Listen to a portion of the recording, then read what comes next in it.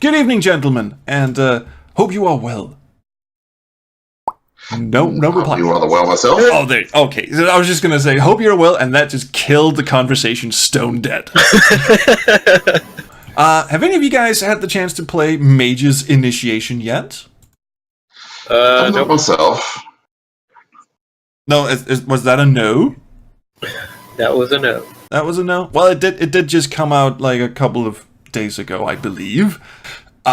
Do you know anything about the people who made it, Himalaya Studios? Yeah, they are the old Tierra/AGDR, right? Yeps, which is a Danish way of saying yoo-hoo. Yes, they are indeed. They created 2 fan remakes of King's Quest games, King's Quest 2 and 3 in VGA, not to be confused with the ones that Infamous Quests also did, because they also did remakes of the same games.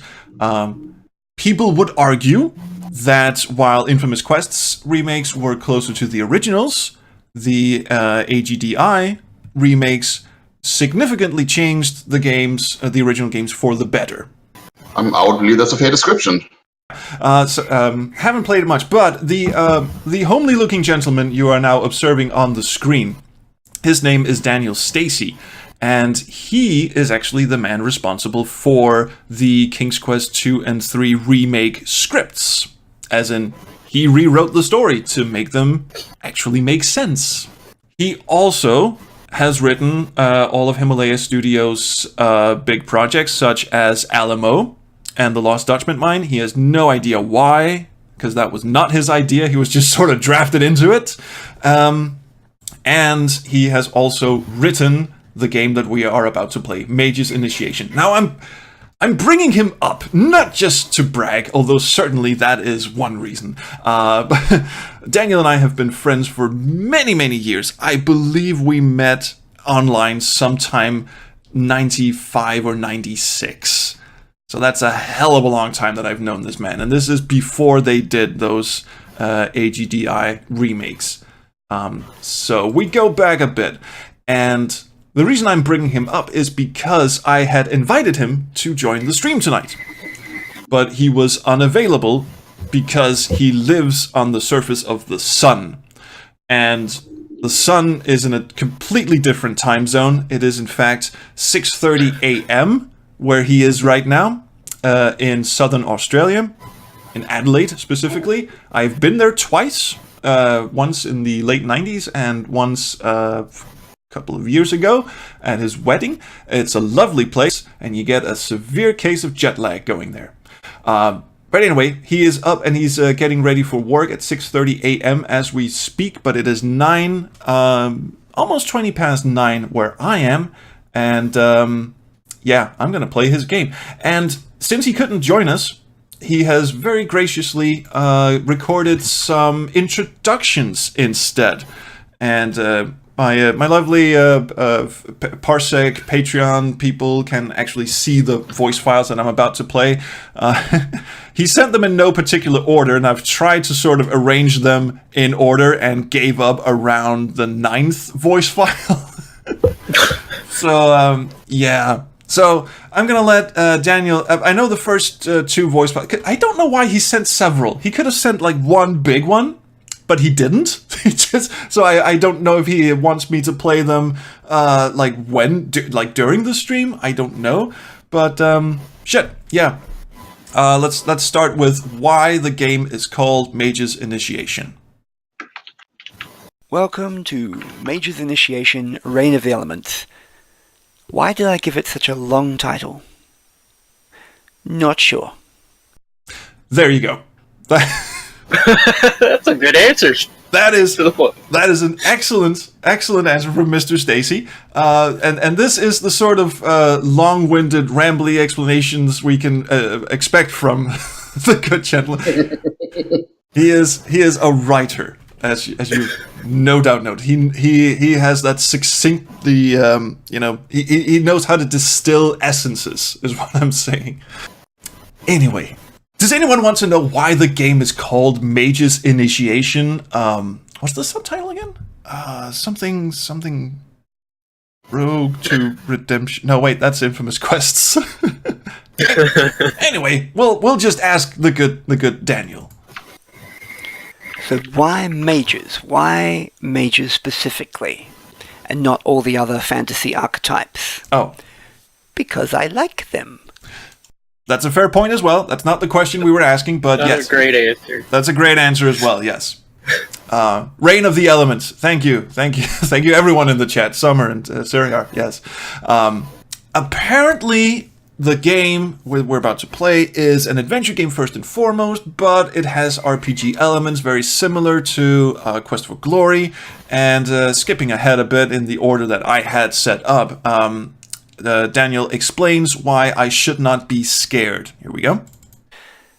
If you're not great at role-playing games, it doesn't really matter. This game was originally designed to be an adventure game, and the RPG aspects of it were incorporated in as we went along.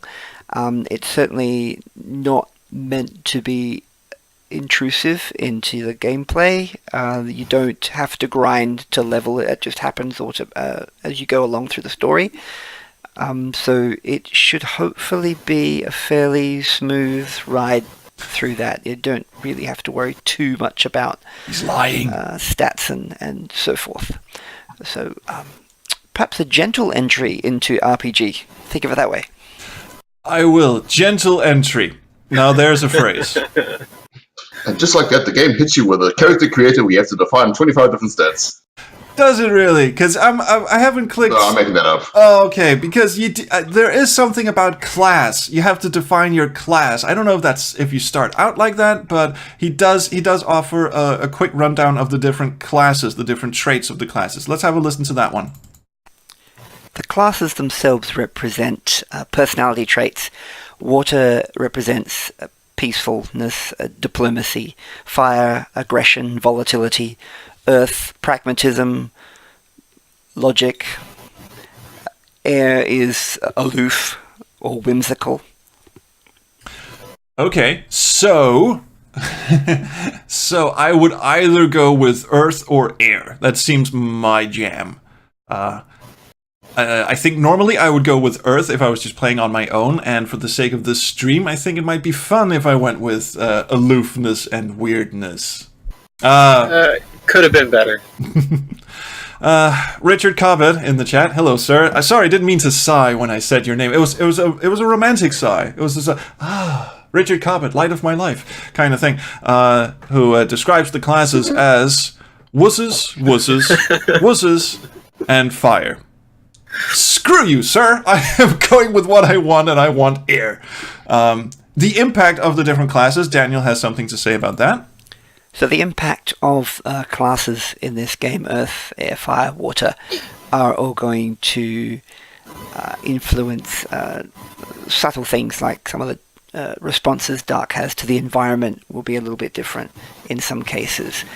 There is a side quest that is unique to each class.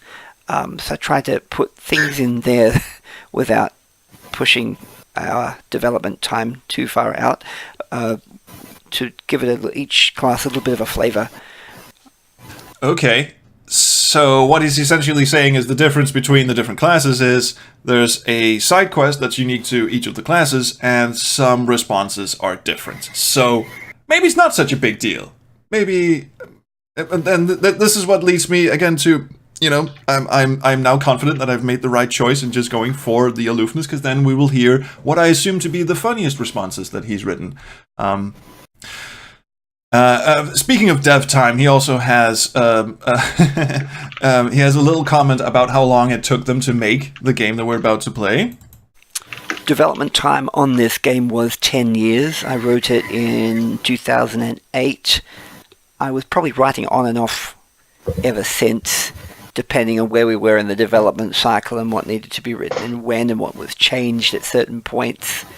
I seem to remember the Fire Quest side quest had a lot of rewrites, a lot of starting from scratch to get that one right. But all in all, I think it's about as polished as it can be. I like how confident he is at the end of that one. Oh, the modesty. Yes. Daniel is a very modest guy. But it's interesting to know that he's been working on this for 10 years, or that he, I guess, technically wrote it 10 years ago, and it just took them 10 years to finish the game. I don't know. So, I guess lastly, there are more voice files, and we will hear more from Daniel as we go along, but I think the intro has gone on long enough for the moment. So, at the end, let's just hear about the influences for the game, which I guess are kind of obvious, but let's just hear it from the man himself. There's an obvious influence in this game of Quest for Glory, and I certainly don't deny that. There's definitely there. The DNA of it is in there. King's Quest, certainly. My own unpublished stuff lying in the dusty recesses of past computers, that's in there. I think I was reading Harry Potter at the time that I wrote this one, so that was probably got in there somehow. There's a lot of different things. Hopefully just a lot of me in there, for better or worse. Well, yeah, modest gentleman. So, that's the introduction. I think we can take the lovely... I tried to pick a good photo of him, by the way. There's a lot of silly photos. This is from when he visited me... Jesus, when was it? Wow, 2013. Okay, that's a lot longer ago than I thought it was. Anyway, this picture is from when he visited me in 2013. And then we met up with Fred from the Backseat Designers podcast, and then we... sort of bummed around Roskilde for a bit. Made an Australian meat pie with plenty of tomato sauce, what everyone else would call ketchup. Got very, very drunk and then fell asleep. Not in each other's arms, although we might as well could have. So anyway. A good time. Yeah, it was a good time. I want to thank Trolls for playing this game. I probably owe him a beer, except the last time he was at my house he drank all my beer. So I don't owe him a damn thing. So I don't owe him a damn thing. And that is actually true. I did. And that was not very nice of me. He got some like really fancy, expensive beer, and I ended up drinking all of it when he wasn't sort of looking, which was not very nice of me. And then he had to drive me to the airport the next morning, and that was that was a whole thing. And we have some shout-outs. I'd like to give a big shout out to all the people involved in the game. If you're looking at the manual, it's on page 18 to 22. But it's everyone from artists, animators, musicians, testers, the voice talent, the whole caboodle.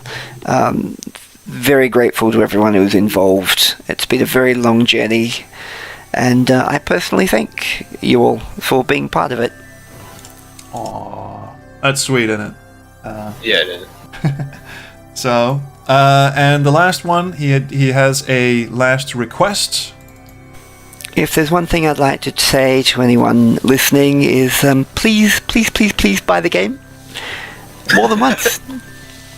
We'd love you very much for that.